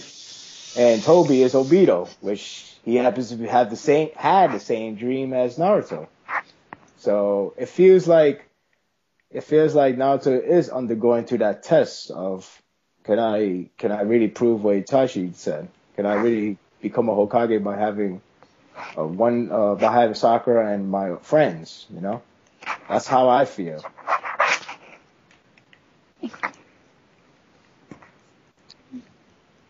Anything else? Like, anybody want to add? I have last thing to add. I guess 616 color spread cover really does indicate that they are going to work together. Not against Sasuke, because, to me, I think Sasuke and Naruto is going to be one-on-one. No one else. But the fact that it seems like they're portraying that Naruto and Sakura are the team, and everybody else will be, supporters or enemies. Depends. So yeah, that's how I see it. I just love how the way she separates herself too. Like, first she says her, and then the others. First it's me, and then them. Right. You don't only have me now. You have other people to support you. Exactly. It's like I said. It's very similar to what Itachi told Naruto about how to become a Hokage. Mm-hmm. So. Yeah, hopefully that answers your question, romance girl. Yeah, I hope it does. At least it's better than I'm gonna hold his hand and walk beside him. Even though how does that help? even though the Hokage probably died, but at least I got to hold his hand. That should be good. Actually, I think I explained the word selfish wrong in my opinion. So my answer can be completely invalid. It's because I was thinking of. Because the first thing when you said selfish, the first thing, I think most NaruSaku fans could remember this, Hinata's confession, back in the pain app. Oh yeah. Even she made herself. Okay, most of us thought that this was a selfish act. The thing is, what was she trying to benefit of? She was trying to show Naruto that, or at least tell Naruto that she loved him. But I think it was more for her to feel good. And that is actually more selfish act, because she was endangering not only herself, but Naruto. And the whole village. Even though her were good, because her act, not only confessing, but she tried to attack Pain, which resulted of a failure. So, well, so it's kind of difficult to explain the word selfish, actually. She even says that she realizes that what she's doing right now is selfish, but she doesn't care because she said she would die protecting him if she has to. Pretty much. Mm-hmm. The thing is, the trouble I have with that is she knows that she'll be defeated, so how would she protect him if she's almost dead and he's still trapped? And it's just like, that doesn't make any sense, Hinata. Oh, I get it. I get it. I think what really makes the difference and what makes Hinata's more selfish is who benefits from it. Sakura did what she did to benefit not herself. In fact, she was willing to risk everything, for Naruto's sake, just for Naruto. Yes. But for Hinata, she didn't do it for Naruto's sake. She did it for her She's own doing sake. it for herself. Yeah. Yes, correct. Because you see, James got what I was trying to say, and you also. Go ahead. Because, what was I gonna say? You can go back to gosh, Rikuto. never mind. Rikuto. Rikuto. Yeah, James honestly tried to explain what I was trying to say. Because it's very difficult. This, like James said, selfish is it's a very, not, in a way, dangerous word, but it's just that it's very complicated in how you analyze it. As like I said, from what Hinata did, it was actually selfish because she was she was not, she was trying to benefit for it, but it wasn't for others, it was for herself. In a way, she was trying to redeem herself, like, okay, if I die, at least Naruto knows that I love him. I'm gonna just, while I'm here, while I'm wasting my time, I'm gonna try and attack. Boom, failure. What Sakura did, Naruto is gonna hate me for what I did. He knows that, what I am doing is something against him, but I'm doing it for his sake. In a way that is selfish, but the message of it is completely different from what Hinata did. Because what Sakura is doing, she's trying to to make Naruto benefit from it. She wanted him to end up winning, even though it means risking herself. As selfish as it is, the intention is better. This is so difficult. It's complicated. Yeah. Yeah. And just Yeah, exactly. and just to make sure we're not looking at the anime scene, there was no Hinata pulling stakes out of Naruto. There was no 3 or 4 attacks from Hinata against Pain. She just ran in there, confessed. In the manga, she ran in there, confessed, got her ass owned it. It lasted a page, guys. A page. So, we're not looking at the anime in this one. This is what we really want to draw the line here. We're not looking at the anime. It has been over, Yes. It was over dramatized. The manga is a completely different story, and it was a completely different scene. Don't get me started on the video game. It's lasted less than 5 seconds. I remember it still too, and the same thing for Impact for the PSP. Like, all you just see Pain is like, I got you now. He's about to stab Naruto, or then suddenly Hinata just appear out of nowhere, and the only thing she could say is, because and then she just pass out. Boom. Wow. It's no joke. It's no joke. It really does happen. And I thought that because they did that because, well, maybe because the anime didn't reach to that part.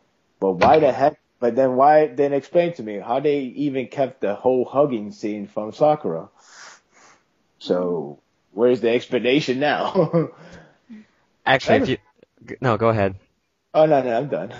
Well, no, I was just gonna say, I actually have some friends who watch Naruto, who just watched the Pain arc just recently, and this is something different, but I found this funny, where they were looking at the scene with Hinata, and they're like, and this is the anime, they're like, wow, Hinata's so useless, she didn't even, do anything, right? And I had to laugh, and I go, what's so funny? I go, do you know in the manga she did even less? Way less. And then my friends are like, then what was the whole point of that? To get him mad, pretty much. To get Naruto to go QB. But she doesn't know that Naruto... Does she know that Naruto is a QB? Everybody knows. I think everybody knows by then. Okay, but... Yeah. Her point Especially was... from the Hyugas, since they're like the type of like rich kind of snobby, and I'm confirmed 100% they might have known and told Hinata to stay away from him. Yeah. But yeah, everybody knows. I'm sorry, go. I think the point of her doing that also was to prove herself to him in front of him. But the thing is, she only got to do that in 615. Not really there. Sure. I mean, yeah. I mean, that whole development was meant to be played on 559. The whole, I still can't do anything good. And he's like, oh, well, don't worry, man. You really did good. You're strong enough by yourself. So, it will suck if I get saved twice. So pretty much that was the conclusion for that Pain scenario. Mm-hmm. I really don't think Kishi has the intention to try and make Naruhina in the first place. That's just me right now. I mean, I understand it's best to consider everything, which I still am. But I really, really starting to feel like it's just another, a pairing that the fans could have fun with, something that you could just use your imagination, fanfic out of it.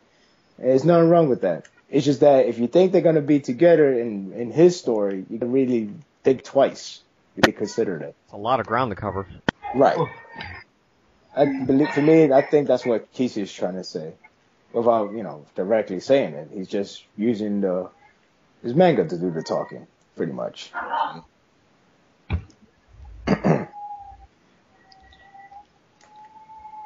hope that answers the question.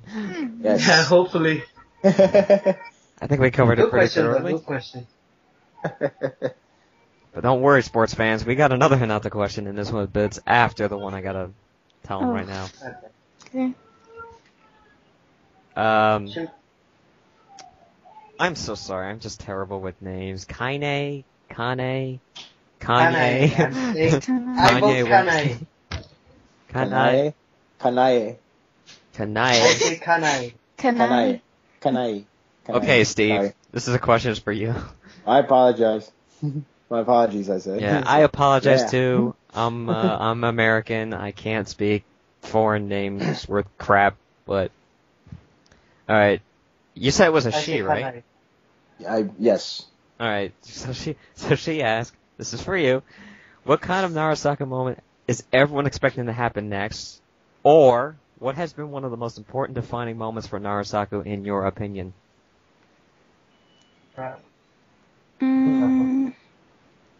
The most defining one for me might be the bridge scene, because that's where we really get to see the possibility of Sakura having some sort of romantic feelings for Naruto.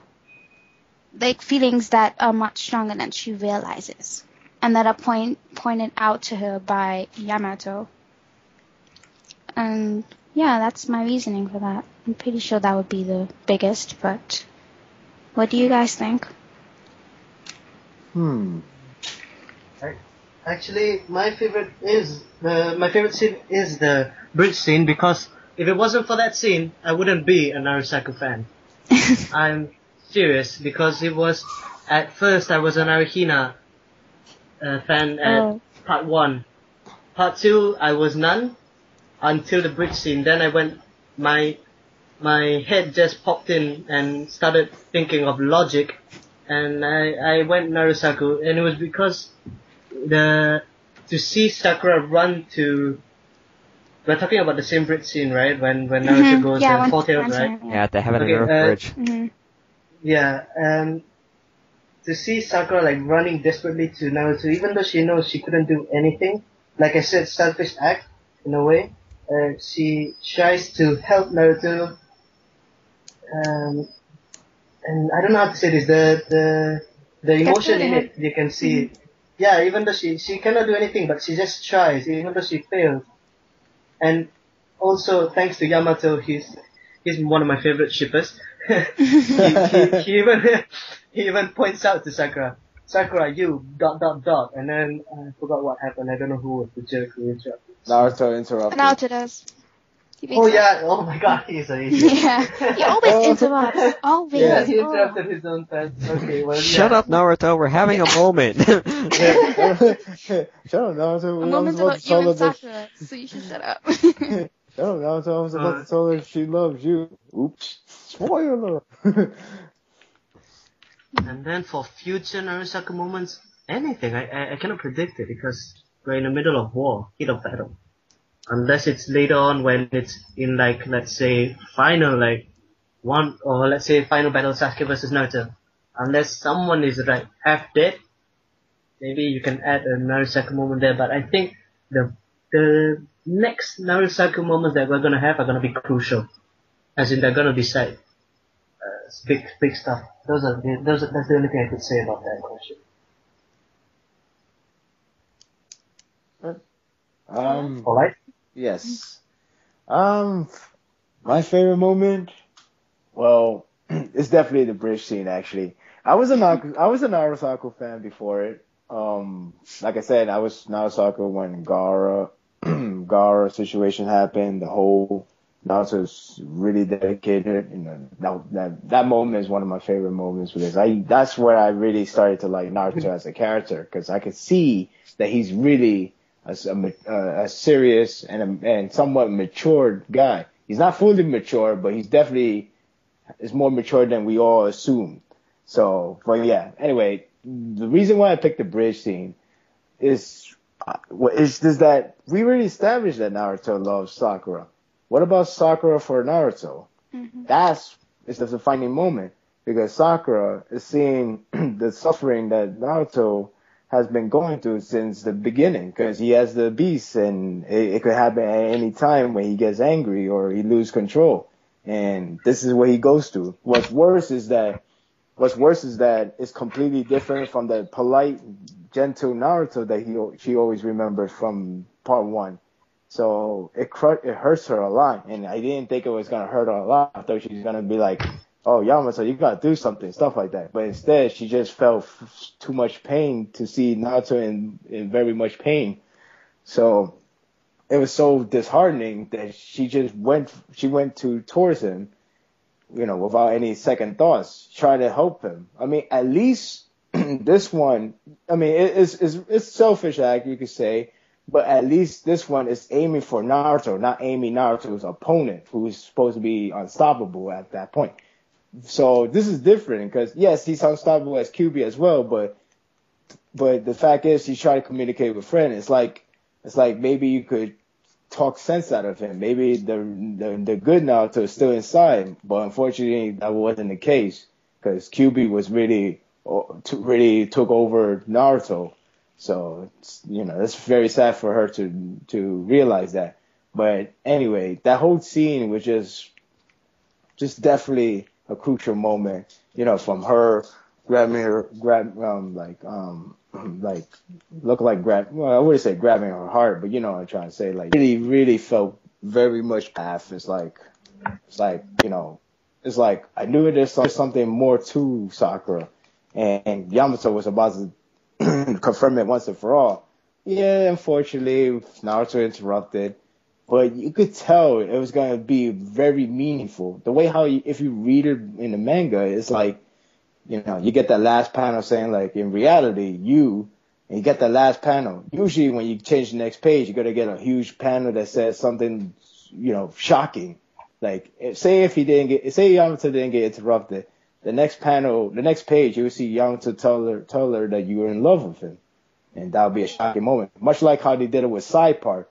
Like, when you reach to the last panel of the page saying, like, even so, and then when you change the next, tell them, I know that Naruto really loves you. That's that he actually told Sakura that Naruto loves her. That's how manga works. So, yeah, that was a huge tease from Kishi by having Naruto interrupted in the very next panel. But yes, that was my favorite moment. Obviously the second one was, well, the hug scene, because like I feel like it continues off from this whole scenario of that Yamato, the idea of that Naruto don't really care if Sakura could do something big or small in terms of help, support. Is what matters is how she feels about him, and it feels like it supports by that. And yeah, and don't forget, it has that atmosphere that does suggest romance. So I really love seeing something like that. Even if they don't know, but maybe Naruto is confused by it, but Sakura doesn't know if she's doing all these romance stuff. It won't surprise me if she doesn't know anything about it. So yeah, but definitely the bridge scene is my favorite moments. What do I expect in the next moments? Maybe, I mean, it could happen during the Sasuke time, but for some reason, I could see it happen when they're in this current battle too. I mean, Sakura hasn't show up yet in terms of like shining moments. It's possible that she could show up to do something helpful for Naruto against either Obito or Madara or even the Beast.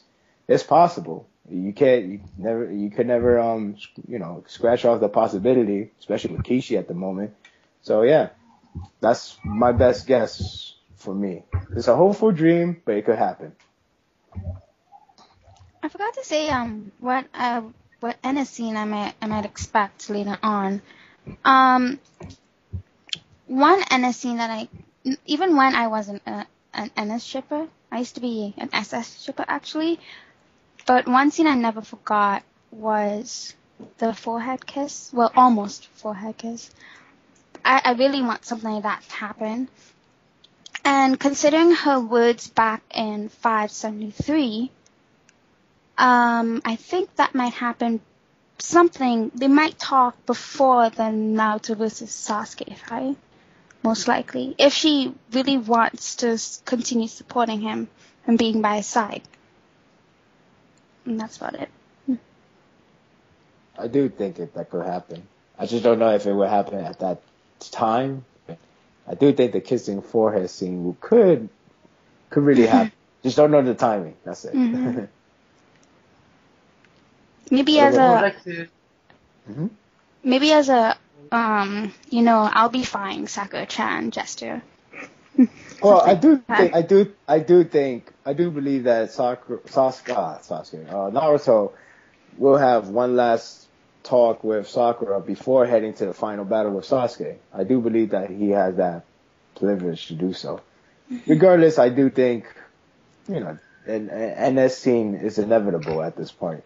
You just don't know when, but it's inevitable. What about you, James? Oh, actually, go. I just wanted to say, sorry, because I used the word selfish just now when I was explaining about Sakura's act during the Heaven and Earth Bridge. I want to say, I mean everything except the selfish parts. She was not doing anything selfish. She was doing it for Naruto and that's it. It wasn't like, it's not like Naruto didn't... Yeah, she wouldn't gain anything. It's not like, it's not like Naruto wanted to bring havoc. He wanted to stop, right? So Sakura was helping him trying to stop. And also what I liked about the scene was after Naruto went to normal, he had the burn marks and Sakura was healing him, and the look on her face, it just made me like sad, but it was in a good way sad, you know. Yes. I do like the fact that she asked Yamato to teach him the technique, even though it's actually impossible. But the fact that she asked, you could tell she really, really want to help Naruto at all costs. But it's just that, unfortunately for her, at least to her mind, that's the problem for now, is the fact that she always believes even if she could try to do more things, it would never be enough for Naruto. But that's never the case. That wasn't never the case for Naruto. The case is about the fact that she's there for Naruto, physically, and, just make him happy. It just made him happy. She could be like the weakest ninja. Not that I'm saying she should, but just saying she could be the weakest ninja, and yet Naruto would be like okay, and that's enough support for him. That's what I'm trying to say. Yeah. That was the main point, but I don't think Sakura really gets it, to be honest. I don't think she realizes how strong she makes him too. Like, exactly. You mentioned the Gaara fight. Like, his glare, that reminded me of Hashirama this chapter, actually. I think that's the reason, maybe that's part of the reason why Kishi didn't have Sakura experience Naruto determination to save her. Only get told by Sasuke. But she doesn't know how far Naruto is going. Yeah. The fact that the only thing she got is that Sasuke told her that, he went above beyond, that's unlike anyone could then you get. But it's best to see to believe in that case, at least. So, yeah. What about you, James? What's your favorite? One of my favorites is I actually like a scene just before that where they were talking about the I think this was after they just met the Itachi clone. Are you talking about the when she snapped her out of it? No. When Naruto was talking about they were after the Kyuubi and he was worried about Gaara, and Sakura's like, it's not Gaara. Okay, yeah, I know which one. Oh, yeah. Actually, that was one of the first clues. I was like, But no, actually, the first clue is obviously the blush, am I more womanly, and then I was like, You mean in episode 1?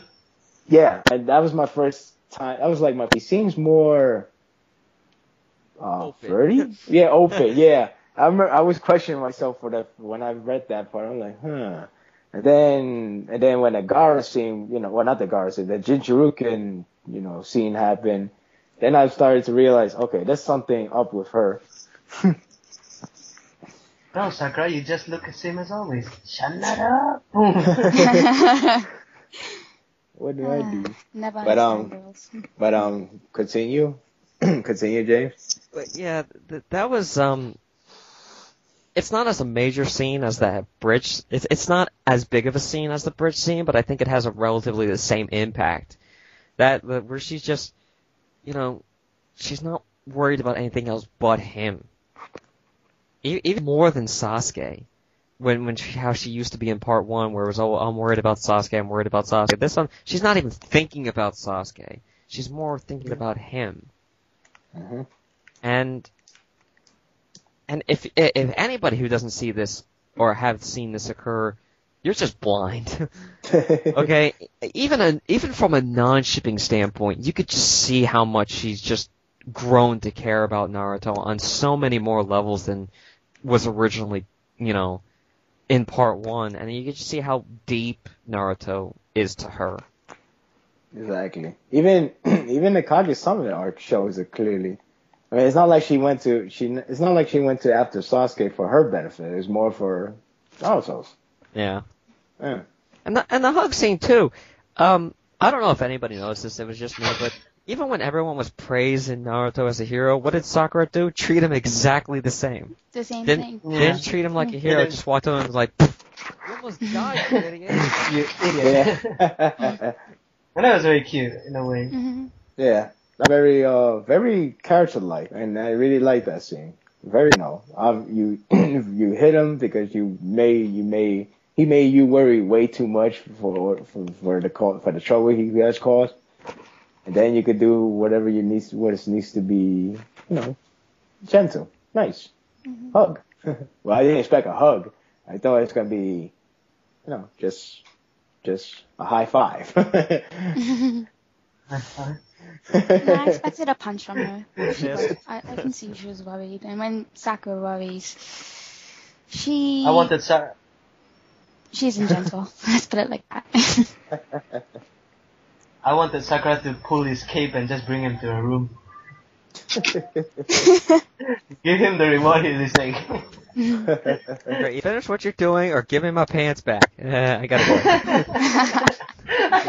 go.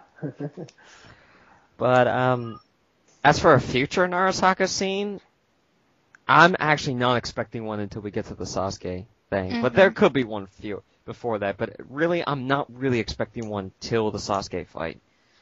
Mm-hmm. At least not on a major scale. One thing I do see happening is something similar to what happens in the anime opening. You remember the one where you see him all beat up and she's like standing over him crying? And she hugs him. I see something from like that happening in the manga. You mean the OVA? Same. The OVA. OVA? Mm-hmm. You said opening. I do see that happening, just in a different way, of course. And especially, Toby's revealed. There's no Kabuto. Yeah, obviously, gonna change something. What can happen again? Again, but happened in the manga. But yeah, that's my take on it. I guess that OVA was kind of a hint of what's gonna happen, but I guess they cannot make it exactly the same, because if it is, then we know what's gonna happen. It's gonna be a huge damn spoiler. The opening would have been a damn spoiler for everyone, so I guess it will be similar but not too obvious. Mm-hmm. Yes. I still have that on disc. You have the disc? Yeah, because the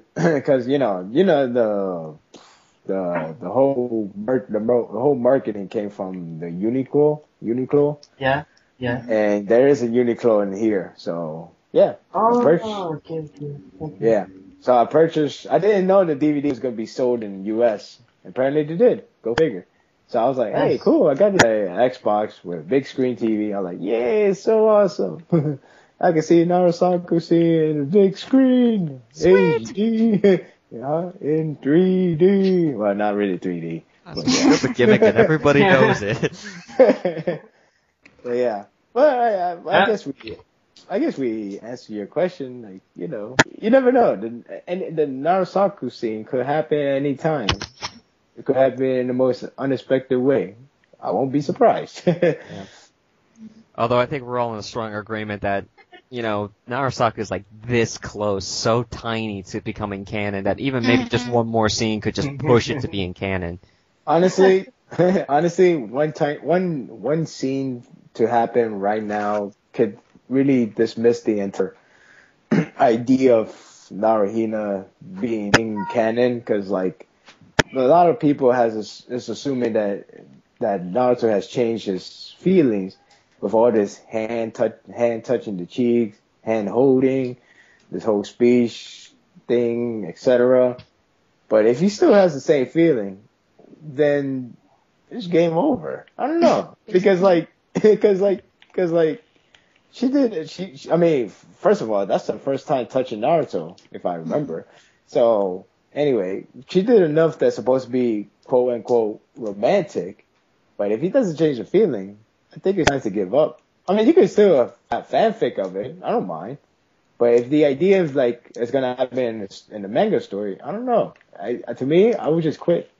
And not to quit the manga, but quit the idea that it's gonna be canon. Just like, just go with the flow. If hand holding doesn't do it for him, like really, what else will? Yeah, exactly. Don't forget we're talking about Naruto here. He doesn't know a thing about girls. Mm-hmm. That's true. So for me, I think that's leave it. You have to He's admit kind it. The hero that we admire is an idiot. Baka. That'll always remind me of the scene after he saved Sakura from Sasuke, and he saw Kima and the rest sleeping, and he's like, "Oh, Sakura-chan, I can't believe they were sleeping while you were fighting with Sasuke." And like, this guy can't be serious. Yeah. Well, so I guess we're done with that question. Mm-hmm. We got one more. All right, cool. And this one's a doozy. If there is a NaruSaku scene between, well, now and to the end of the manga, do you think Hinata's going to show any angst or jealousy or anything of that sort? Do you think she's going to cause this rift? Actually, who asked this question? This is actually a topic that's been going about on the debate thread at the moment, where people have been... Who started? Who started? I have no clue. If you have a YouTube, just shout it out in there to let them know. But You mean, could you repeat the question, sorry? It was, if there is a NaruSaku moment between now and to the end of the manga, is Hinata gonna be is gonna cause angst, or is she gonna show jealousy, or she's gonna, is she gonna cause this rift? my answer is no. If the hug scene didn't make her mad, then she pretty much accepted this for now. So. She's just not that kind of character. Not that kind of character. I mean, if anything, she could cry about it, but she won't be like, "I'm gonna kill that." You know. That's Rota Ninja. Yeah, exactly. That's Roach and Ninja. But but I don't even think they're gonna show crying. I just think she's gonna accept it and silent it away. Honestly, that's the direction they could go to, and I won't be surprised that's where he's ended up going to. Holy crap. Sorry guys, hold on. It's okay. So yeah, that's my take. I don't think Hinata is gonna get jealous, get mad, start killing, start becoming Obito 2.0. That would be hilarious. But yeah, that's she's not gonna get mad. I don't see her getting mad either. Actually, I think, okay, I could be wrong, but I think with the hug, she may have realized something. I don't know what. That was my thought process on it. I feel like because of the hug, we haven't heard anything much of a love part from her ever since the confession. It's more like a lot of friendship, power, camaraderie level talking from Hinata lately. Yeah, camaraderie. Sorry, yeah. Let's go with what you say. Camaraderie. Bless you. But the point is, I feel like she could continue to love Naruto, fine. But like if Naruto end up liking the other girl, Sakura, I think she'd be okay with it, in my opinion, because I feel like she probably realized that back in the hug scene. I mean, for some reason, maybe the 3 dots from her speech have some meaning to it. Like, oh, we get it now. You know what? I'm happy thoughts. What do you think? Get your hands off of him.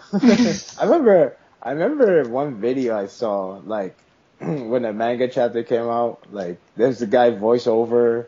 He was reading the speech bubble first, and then when it gets to the part with the hug scene, you hear, like, he added extra dialogue. You see everybody saying "aw," and then the only thing he had to say, "I'm gonna murder her." just like that. I was like, "Oh, that's cute. I'm going to murder her." Yeah, bad answer at all. I mean, a lot of people placing in that scene instead of Sakura, so don't think we don't know. Yeah, I remember seeing the head keep changing. I was like, wasn't that body belongs to Sakura? So why did her head look so different? Yeah.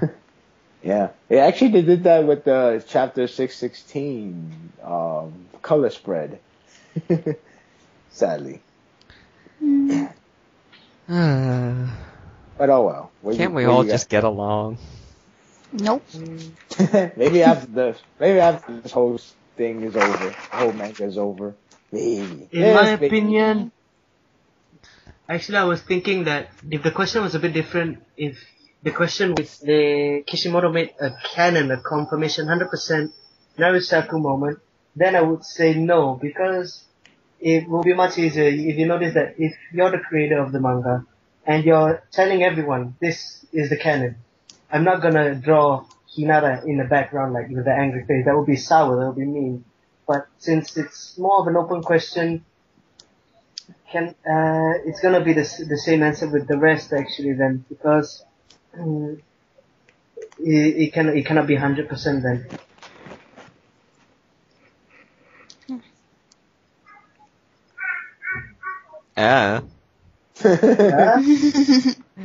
Well, you could pretty much say yes or no to this question, but that's all you could really say. Well, honestly, yeah, I can't say anything to this question. It's very hard. Yeah, because like I said, Hinata doesn't have that characteristic. Sakura could do that. Well, I don't know about the jealous thing.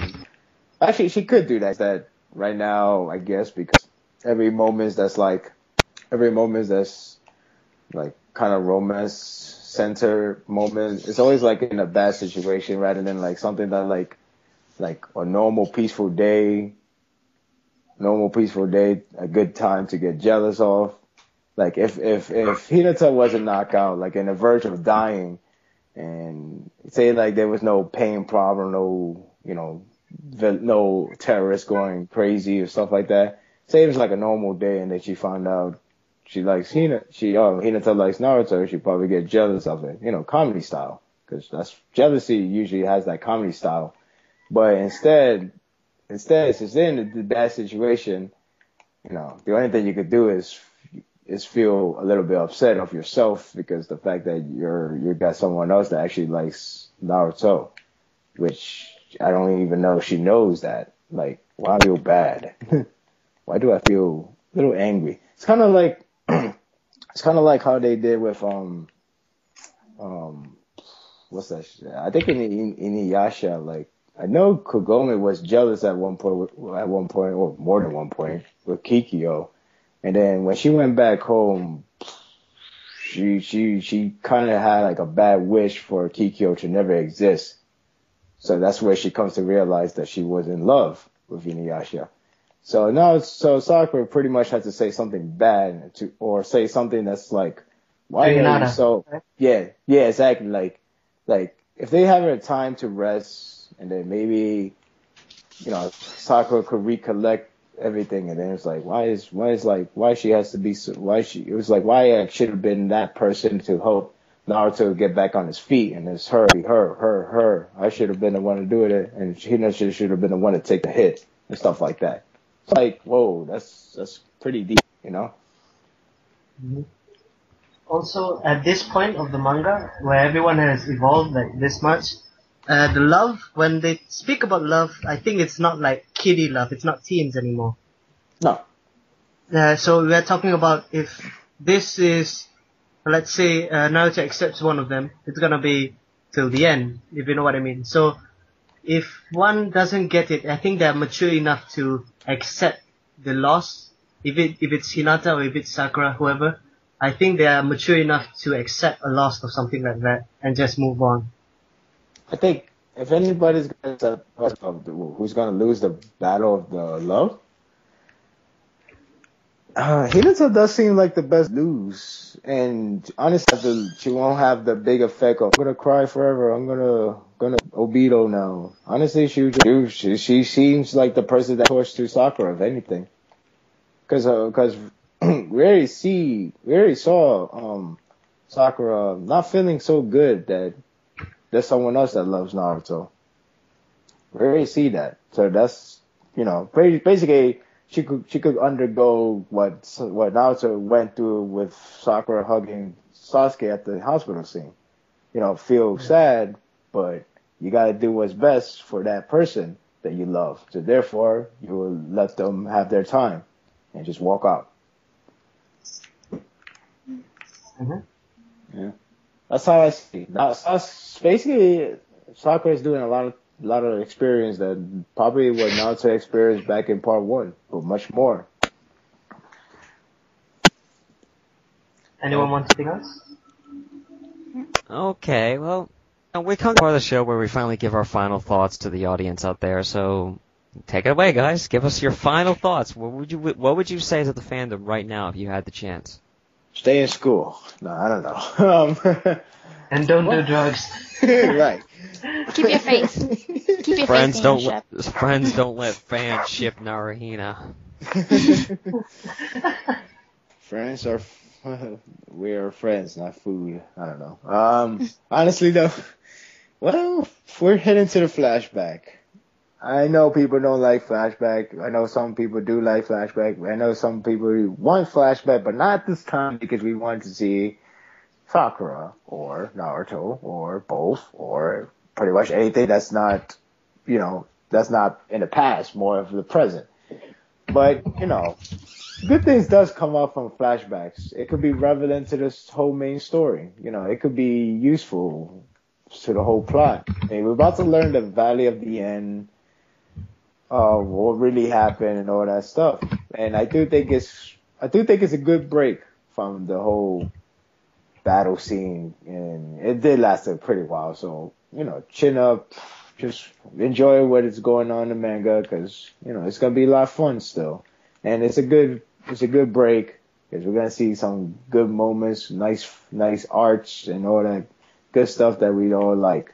So, and it's gonna be easy to focus rather than a lot of mismatch with a lot of too many characters in one screen. It's only gonna be with Hashirama, probably Uzumaki, Mito, and Madara.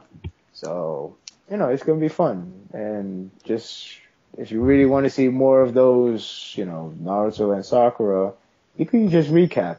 But other than that, just enjoy what it is.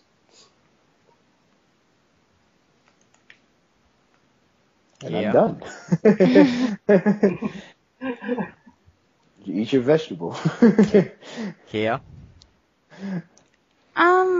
I would just like to say, I know that I've seen a lot of people giving up on the ship, and I don't want to force them into keep on shipping if they don't want to. But the thing is, I would just like to say, just have a little more faith, and have a little more patience. I know it's really hard for some of them to do that, but that's really all you can do at this point. And that's all I really have to say.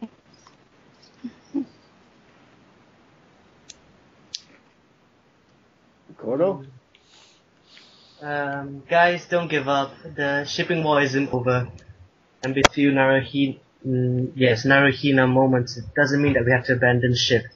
if you just at least keep your strength up, you will see that most likely we're going to end up winning. I have at least that much faith in my team. So stay in school, don't do drugs. What?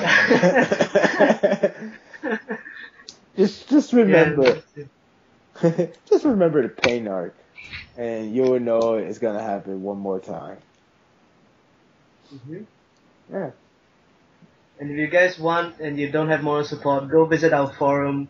You'll find a lot of support there, whatever help you need. We'll also be there if you guys want. All free. Good stuff, guys. Well, thanks for coming on the show.